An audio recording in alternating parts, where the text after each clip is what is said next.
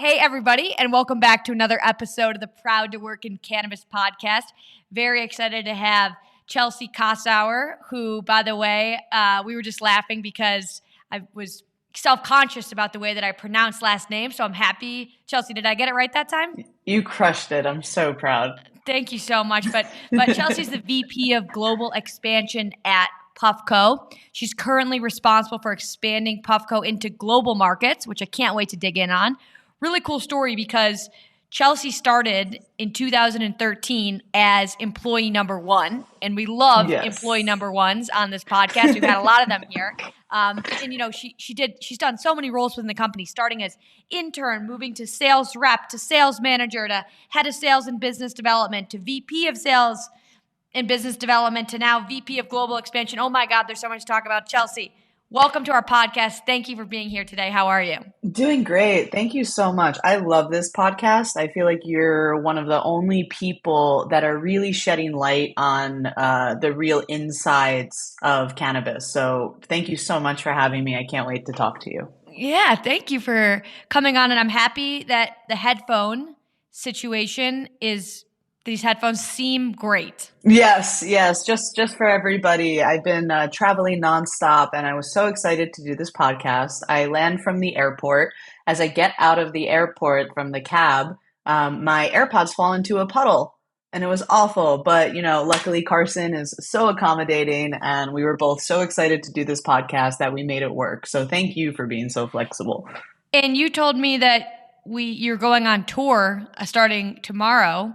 Tell us a little bit about the upcoming trip and where you're heading, and just a little of the day in the life of expanding PuffCo around the globe. Of course. Yeah. So we're kicking off our Latin America tour. So the team is heading, we're actually splitting for the first time because there's so much to do. So half the team will be going to Prague in Europe. We now have new shipping capabilities in Europe, which we can now get our products to European customers and some other countries faster, quicker, and without, a lot of the headaches of sending it from the US and things like that. The other half of the team, including myself, is heading to Argentina. We have an expo there. Argentina is one of my favorite Latin America countries. They have an incredible hash scene. They have an incredible culture and community. And then shortly after that, the team is all meeting in Santiago, Chile for, in my opinion, one of the biggest shows in South America. Last year, they had about as many, if not a little more, attendees as Cannabis in Barcelona. Wow. Yes, incredible. When's the show? Maybe we should go. I think you should. In my opinion, my biggest kind of takeaway from my travels this year was we are incredibly in a domestic bubble, so to speak, where we're so, speaking for ourselves or my past experience, we've been in such grind mode, having to build the industry and having to do what each of us had to do. I know you understand that we kind of forgot that cannabis is all over the world. Hash is all over the world. And something really interesting that I remind people is hash did not start here. Hash did not start in the US, but yet we've been in this kind of bubble where we kind of forgot about the, in true USA fashion, forgot about all the other things around the world. And Latin America, I've had some of the best hash of my life in Chile, Santiago at Dabadoo, thrown by Mila, the hash queen, in partnership with Rosina Company in Chile last year. Like when I told you, the best hash I've ever tried in my life. Wow. Well, we'll stay on after for a minute and tell you, I'll get the details. But I want to talk about all the international expansion. But before we do, bring us to 2013 when you just, how in the world did you end up as employee number one at PuffCo? Well, first off, shout out to my big brother, my mentor, my best friend in the entire world, Roger Wolodarski. That man is such a genius, like such a brilliant person. Everything he told me 10 years ago came true. And everything he said. I was 19. I was in school for, things that usually people who don't know they want to do are in school for. I think I was in school for like business administration. Whereabouts in the world were you in school? In New Jersey, but don't judge me. The story gets better. Okay. So, Okay, you're in New Jersey. So Are you from, sorry, are you from the East Coast, from New Jersey? I am from New Jersey. I used to kind of be ashamed of it because they've destroyed our image from the Jersey Shore. And now, you know what? I'm from Jersey. I'm going to Own it. beat my chest with that. I'm going to own it. And I was, I think I can say this now, statute of limitations, but I was selling a lot of cannabis. And through that, I learned marketing, I learned distribution, I learned account management, and I learned how to take a product that everybody really wants and expand it into different markets and into different territories. And then one day I was driving home from work and a friend called me and they're like, hey, I know you're really into this cannabis stuff. You should come meet my cousin. He's in from New York and he's showing me this really cool thing. And I was like, fine, whatever.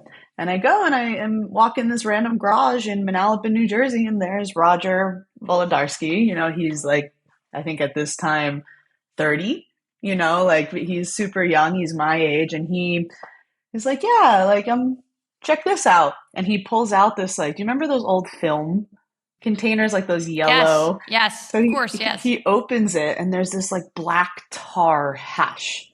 And he's like, look at this.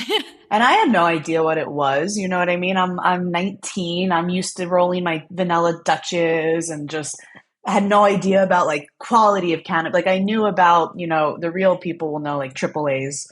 Like if you know that statement, like those people got down. But we were from New York and New Jersey. We got whatever Colorado and California had in their freezer that they were done smoking.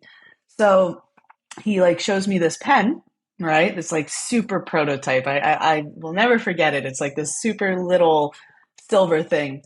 And I did what every person who's never smoked a pen before or hash did. I just put it in my mouth and pulled. And I'm like, it's not working. He's like, no, hit the button. And I hit the button and my mind was blown. And I was like, hold on. You're telling me that I can medicate and I can consume cannabis without people knowing, without this huge flower cloud of smoke around me, without people looking at me and judging me and telling me I'm a bad person because I'm using a plant. And I was just like, I don't care what I have to do. I'm like, let me just intern for you. Let me like run the Instagram. Let me like, I will prove it to you. Like we have something here. Let's do this. And he was like, Instant. Love at first sight. Yeah. And like I've never had such a platonic spark with a human before where I was just like, I met him and it was just like, I don't know who, and like we were very different, right? I was this like short, young girl from New Jersey. He's this big Russian dude from fucking, excuse my language, from Coney Island, Brooklyn. We swear on this podcast. Okay. But you know what I mean? Just like, but we met and it was just like, I don't know you. You don't know me. Blind trust. We're here to do this mission together. So he said, clearly he said, yes, you can come be our intern. Yes, of course. And then about like 3 weeks or maybe a month or two later, I think he saw like I was having all my friends post it. I was, going into smoke shops, just showing the product. And he was like, okay, put your 2 weeks in. Like, let's do this. So did you drop out of college? I did. I dropped out of college. My mother was furious. She actually made Roger come to my house and sit down with her and my father and like introduce himself and be like, look, we don't know what this is going to be, but like we're on to something. Your daughter's very special. Like we'll take care of each other. My parents were so upset they made me leave my house. Wow. So I was living back and forth between my girlfriend who lived in Philadelphia and Roger's studio apartment in Harlem. Wow. So for those from the East Coast, you understand that commute every day from Philly to Harlem. But for the people who don't, I was commuting about 4 hours every day. 4 hours per day. Every day I was, and at the time, Roger and I were so broke, because like we were putting, as was everyone, early days. I mean, exactly. So like and then there was a point where he even became homeless, and then he was living with his girlfriend, now fiance, in, an apartment in Utica, or like not the best part of Brooklyn. And I was living with my girlfriend in Philly. So there would be times when I would drive 2 hours and I would have to sit in his girlfriend's, bedroom working, just because we both were really so broke. But yeah, all of that changed thanks to Jen Bernstein. I don't know if you know. Well, tell us. Yeah, I was about to ask, what was the tipping point, or what changed? So tell us about this new character into the story, Jen. Yeah, so PuffCo was doing well. We made what was called like the PuffCo Pro, and that was like a really great coil device. And back in the day, pens used to not have a securing O-ring on top, so they were kind of the chamber and the ceramic or the heating element was like soldered in with plastic, and it was just really unsafe to consume. And that's one thing Roger's always been obsessed with, is making the safest and most enjoyable consumption methods for cannabis.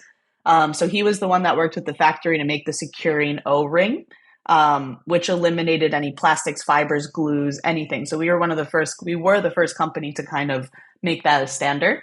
So I was at a boombox show in Brooklyn, and just randomly, right? Shout out to Boombox. You're a Colorado girl. I know you know Boombox. And in walks Bobby Black, senior editor for High Times. So I call Roger and I'm like, get the fuck to the Bowery Ballroom right now. Like, bring 20 pens. Da, da, da, da. So we get there, and Roger meets Bobby, starts talking to him about the product. I'm hanging out with Bobby's wife. She's so amazing. Shout out to April. They're still in the industry to this day. And we give them the pens. We don't think of anything of it, blah, blah, blah. And then Roger and I, about like 2 months later, get into a huge fight. I was like, fuck you, I quit. Oh, no. And I leave. And as I'm parallel parking into my spot in Brooklyn, he calls me and he's like, check your email and get back, you idiot. And I was like, okay. So I checked my email and it was from Jen Bernstein. She's like, hey guys, congratulations. This is 2015. We reviewed 100 vape pens and we decided you guys are vape pen of the year. We'll be featuring you in High Times, putting the X, Y, and Z articles. Congratulations. Get ready. Oh my God. So you went back. I'm assuming you unquit. Yeah, of course. And, we hugged, we were jumping around. And then it was, from there we went to Champs Trade Show. We got our first distribution partner, One Source Products. They're not around anymore, but they were one of the really biggest distribution companies at that time. And from there, started the journey. It was just him and I. We slowly started adding people. From there, we would travel to all of the cannabis cups and any event there was. We kept winning Best Vaporizer. We kept placing first in all of the vaporizer reviews. At this point, are your parents like a little bit less pissed, or how are they feeling? They're still skeptical, because you have to realize this is 2015 in New York. Right. Granted, right. My parents were Grateful Dead hippies, and my mother used to put shrooms in her Frosties at Wendy's. And it wasn't the fact that I was working in cannabis that upset her. It was more that I dropped out of college. Mm-hmm. I think a lot of people, it's like the American dream, go to college, Exactly. People work hard for their whole life for their kids to go to college or something. And, it's some kind of, people get weird about it. But there's so many people who I think end up doing far more impressive things than that dropped out of college. I mean, think about all the people that graduate college and do absolutely nothing impressive. 100%. And, I think it was really hard for her because I come from a line of teachers. So for her, education is the most important thing. And my sister is the complete American dream. She graduated high school, immediately went to college. Even now, she is a English and special education teacher in the same district we graduated from. She has the 3 kids, the husband, the house, the dance mom. Like, American dream. Love her. But her and I are just so completely opposites. And I think that's what my mom at the time was afraid of. Like, cannabis wasn't an industry. She's like, how is my daughter gonna, what is she just gonna sell weed her whole life? And I'm like, no, well, maybe, but legally. So, All right, so getting back to the story. So now it's 2015. You and Roger, you're slowly starting to add people onto the team. You're going to High Times and all of the events. You're winning all of the awards.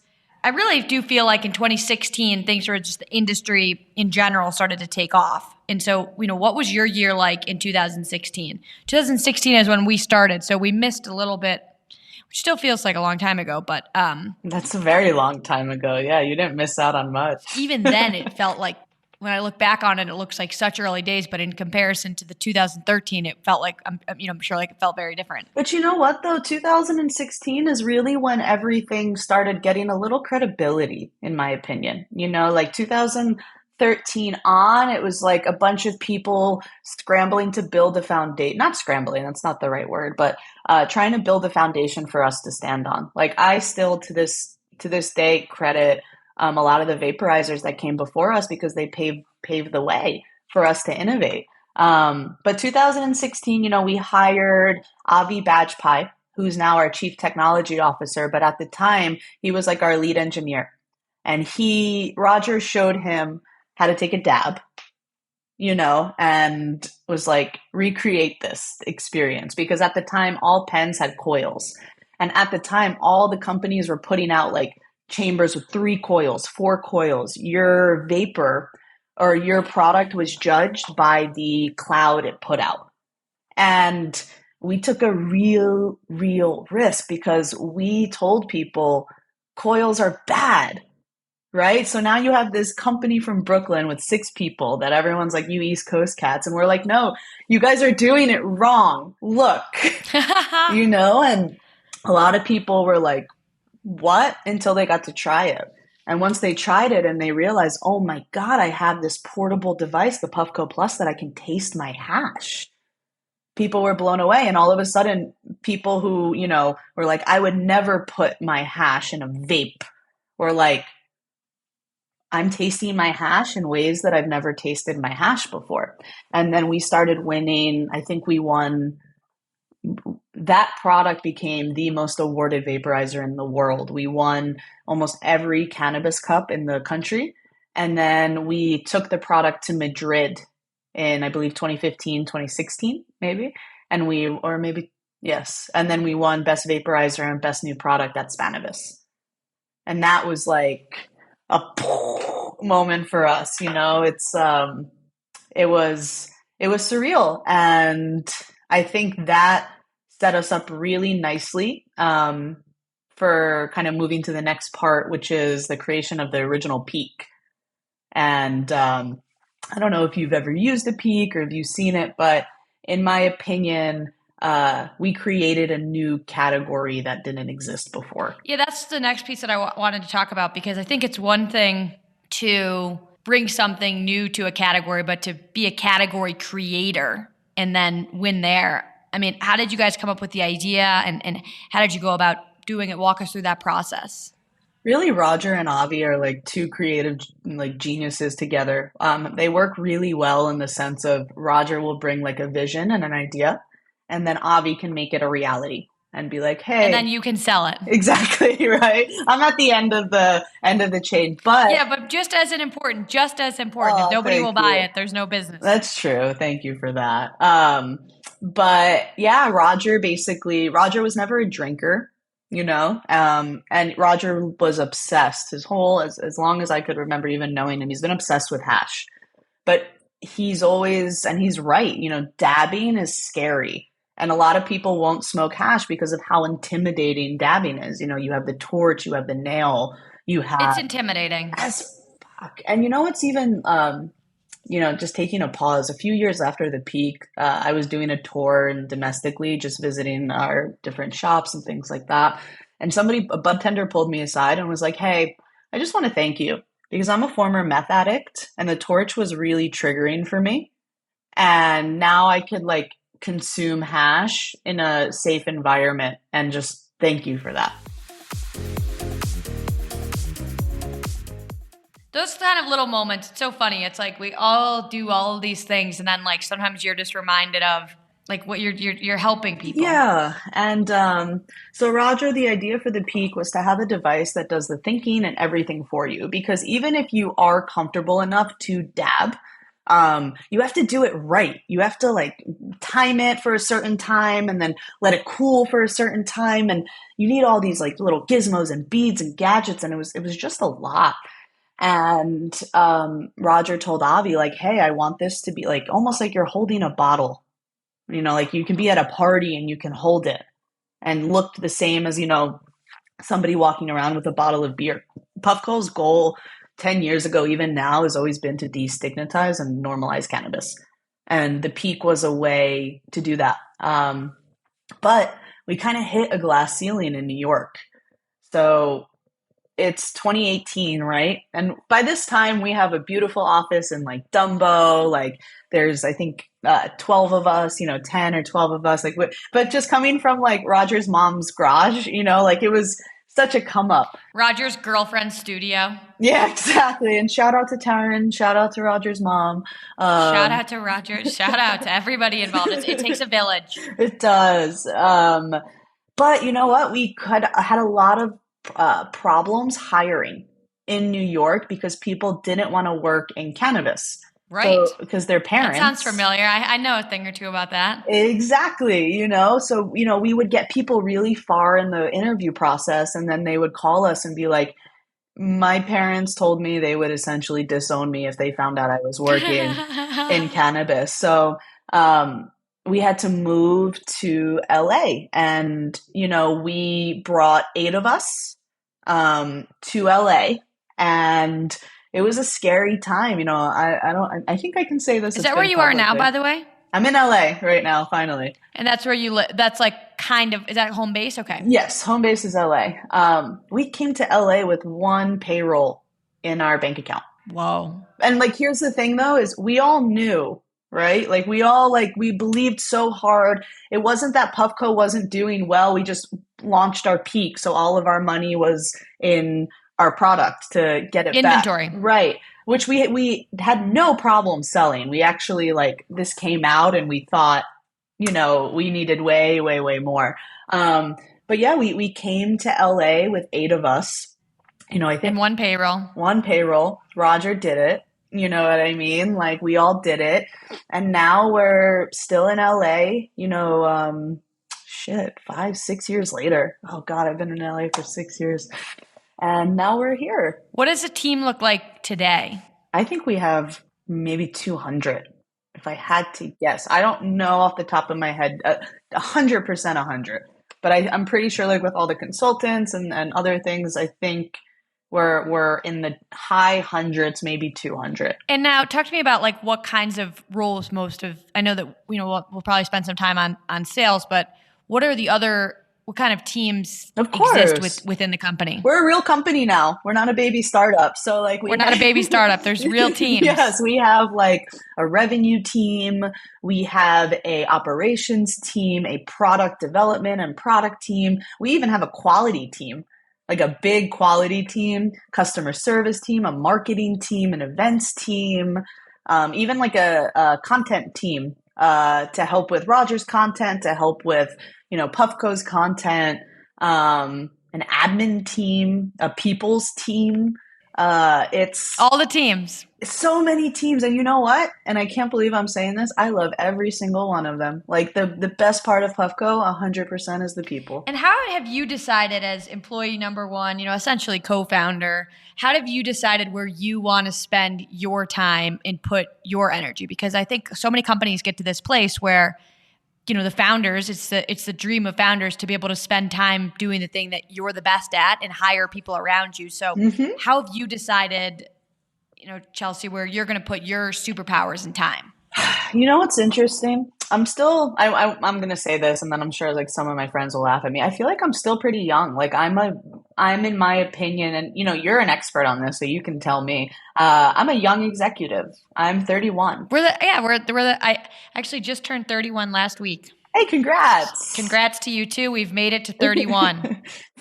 Yeah, and like I feel like compared to my other colleagues on the executive team, I'm pretty young, and I think what's really cool now is I've built and we'll get into this, but I built PuffCo's distribution networks. And I built the sales team, and last year, we hired a chief revenue officer. Her name is Emily. She's really great, and now that she kind of was there to do all of the, like I don't want to say all the boring stuff, but she knows it, like Yeah, of course. just like all of that. It was cool because now I have CRM, metrics, reporting, all of it. Shout out to you, Emily, but because Emily, shout out for like your boring but necessary work. yes, but no, she's great. Like she has taught me a lot. In the past, I thought I wanted to be a chief revenue officer. I was like, yes, this is what I want to do. And she came in to kind of help coach me into that. And then once I saw what a chief revenue officer has to do, I'm like, oh my God, Emily, thank God for you. That's like a lot of analytics and things like that. So Emily gave me the really awesome opportunity with Roger to focus on what I love to do, which is building. So this year I was able to travel to 14 countries. I am so tired, but I was able to go to 14 countries all over the world with my team. I'm sure your airline status is pretty good. Actually, like I don't know if you're a nerd about this, but I'm really excited because I'm about to hit platinum with Delta, and I'm very excited. Oh, perfect. I guess that makes sense for LA. I'm United, and they've made the requirements to get to 1K like so much harder. I don't think I'm going to make it this year. You know what? Actually, and we won't have to take the podcast, but if you're into this like we are, what I'm looking at for Delta is, because I'm in a similar to get to their highest, is I'm opening like the Amex with them because you get like, yeah. But we'll talk about that. Talk about that. Well, it is. I mean, as 31-year-olds flying around so much, there's wear and tear on the body. Yes. So anyway, okay. So you were saying you got to go to 14 countries. 14 countries all over the world. I got to, and we have like a really, really great recipe for working with people and our own secret weapons and, our own networks. But I've been able to connect with all of the world's best cultivators, hash makers, and meet with all of the biggest distributors in these markets and have meetings with them. Hear really what are your needs, right? Because it's one thing, and I think this is where a few companies kind of make a mistake, is they go in, they find a distro, and they dump a bunch of product. But if there's not a market to absorb that product, you're just going to have an unhappy distribution partner, and you're just going to have your brand discounted heavily because people don't understand. So when our team enters a market, the first thing we do is we connect with all of the people that are making the hash. And from there, we sit with them and we're like, how can PuffCo support your mission? Because PuffCo doesn't exist without the hash. So we sit there, we learn about, how they make their hash. I met this one guy from Chile, Basti, who is closer to Antarctica than almost any other country. And he's out in the Patagonia winning second place in the biggest hash cups in South America. Like, it's just like, he's just chilling in Patagonia, making the best hash probably from ice from the Antarctica glacier. It's just like, it's incredible. And when you go into these countries, do most people know of PuffCo? Yes. Which is pretty cool. I mean, you can go anywhere in the world and people know about the product that you created out of a garage. Yeah, it's crazy. Roger and I have little moments when we travel together all the time where we'll just look at each other and be like, is this real? Are we in a fucking dream? Like, we're in Berlin smoking hash in a restaurant upstairs and people are coming up to us like, can't believe we're there. And I think that's another thing, is there's not any other brands in the space that are having executives enter these markets. You know what I mean? Like, I think it means a lot that a CEO is entering Colombia. And like they're not buying our tickets. Like we're investing tens of thousands of dollars into these trips where, and people are shocked to see us. I was in Brazil and they were like, Chel, you're here? Like, like PuffCo, not like a Brazilian that got sent a PuffCo shirt. Like you're here. And I think that speaks volumes because it's really important that people know we're not trying to exploit or capitalize off of what you're doing. We're trying to partner to see how we can help grow the hash market in that country. And I think from there we gain that trust. I think that's a really important point around my other founder friends and I have a saying of like, be in the room, be there, show up. It sounds like that has worked to your advantage versus sending, someone else on your team or sending a t-shirt. Can you talk to us about in your career, just literally showing up every day and being in the room, how that's played to your advantage? 100%. I think that I have a lot of respect for people in roles that have done every step of it. How could you possibly run a sales team if you've never sold to those accounts? How could you possibly build even Avi, right? Avi started as a lead engineer. How could you possibly lead a group of people to build products if you've never done it yourself? And I think that what has made me so successful in my networking and my network and, kind of my role, people don't use Rolodex anymore, but I think that is, I've been there. I was, when people reference that NorCal Cup in 2016 in Daly City, I know what they're talking about. I was in that room. When people are, referencing a moment in cannabis history, Roger and I were there. We spent what little money we had to make sure that not only the brand had presence, but the community knew that we were there because we support and we honor and we want to do whatever we have to do to help push it forward. It's a big part of why we're still here. One of the cool things about PuffCo is I feel like people just absolutely go crazy for the product. Like I need to check with Kelsey, but I'm pretty sure that we do like giveaways to our candidates, like people that are employees in cannabis, and like thousands of people sign up to try to get the giveaway. And I mean, it's pretty incredible just the brand. Can you talk to us about like how do you think you've built such a recognized and well-known brand that literally whether you're an entry-level employee in the industry or an executive, you're dying to get a PuffCo? I think it's because we are the community and we are the culture, so people trust us. We've spent so much time investing and collaborating and partnering with people touching the plant, people making glass, that I think if your favorite hash maker and your favorite glass artist is posting the brand, that's an incredible cosign. And that's kind of why we stay away from like paid promotion and paid celebrities, because it's not authentic. So what we'd rather invest, instead of giving a celebrity $15,000 to post a product that everybody knows they're probably not using, we'd rather take that budget and send it to, hash makers in the US and London and South Africa. And then from there, whether it's a bud tender, or security guard or, a founder, they're both following that page because they're interested in cannabis. And from there, they're like, okay, well, if you're making the best hash in the country and you're using a PuffCo to consume what you're making, or, hey, you're making $500 PuffCo pipes when normally, or $2,500 PuffCo pipes when normally your pipes sell for 5-10K. Okay, like this is something I can get behind. And I think it's because we're so embedded into the culture and we are the culture. People trust us. So they know that if we're putting a product out, it's because it's really the best experience. And selfishly, we're hash heads.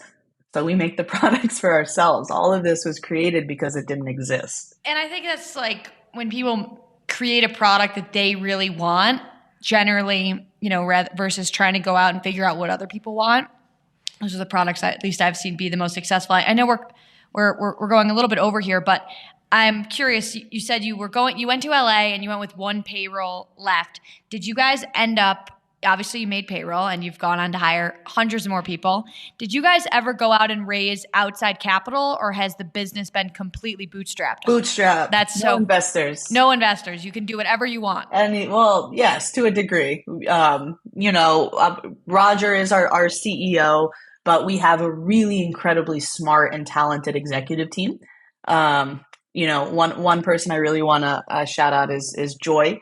I'm not going to throw her under the bus and say her last name, but Joy is the most badass, incredible woman I've ever met in my life. Like, I hope that one day I could be half the C-suite she is. She comes from Pfizer and the wonderful company and like all of these huge brands, and we were looking for a CFO, and she was like, we met her and we're like, whatever we have to do. And she took a chance on us and has completely just like changed our business, So what I love about her is she's always the first one to be like, I don't know if we should do that. But then as soon as she like hears the vision on like hash expansion, she's like, all right, let's do it. You know what I mean? So shout out to you, Joy. It would be so cool to be a fly on the wall in you guys' leadership meetings. Joy, I need $1 million for hash expansion. Chelsea, Joy, hear me out.